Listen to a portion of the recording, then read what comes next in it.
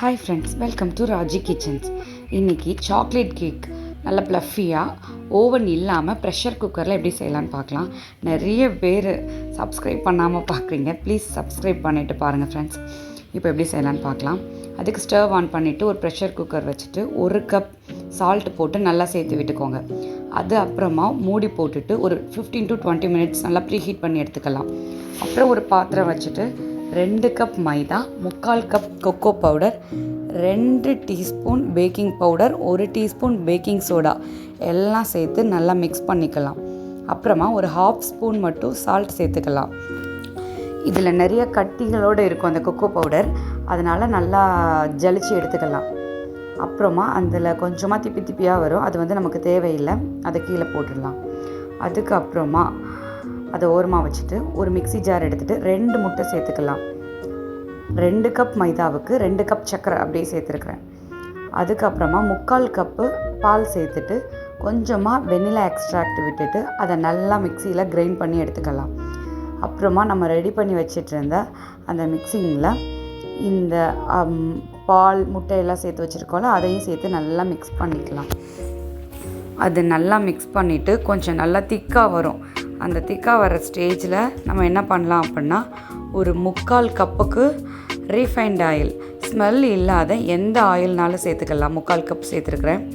அதையும் சேர்த்து நல்லா மிக்ஸ் பண்ணி எடுத்துக்கலாம். விஸ்கை என் பையன் எங்கேயோ தூக்கி போட்டான், ஸோ ஸ்பூனில் நான் இதை மிக்ஸ் பண்ணிகிட்ருக்கேன்.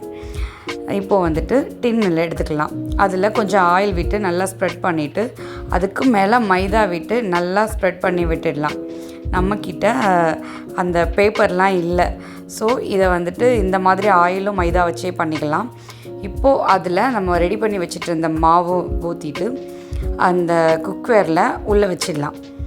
விட்டுட்டு ஒரு 40 மினிட்ஸ் நம்ம குக் பண்ணி எடுக்கணும். நம்மளுக்கு என்ன அவசரம் பொறுக்காதே, ஒரு 20 மினிட்ஸில் எடுத்து பார்க்கும்போது அது நல்லா மாவு ஒட்டிச்சு கத்தியில். அதுக்கப்புறமா ஒரு 40 மினிட்ஸ் கழித்து பார்க்கும்போது அவ்வளோ வேறு லெவலில் நல்லா பர்ஃபெக்டாக குக் ஆகிட்டு இருந்தது.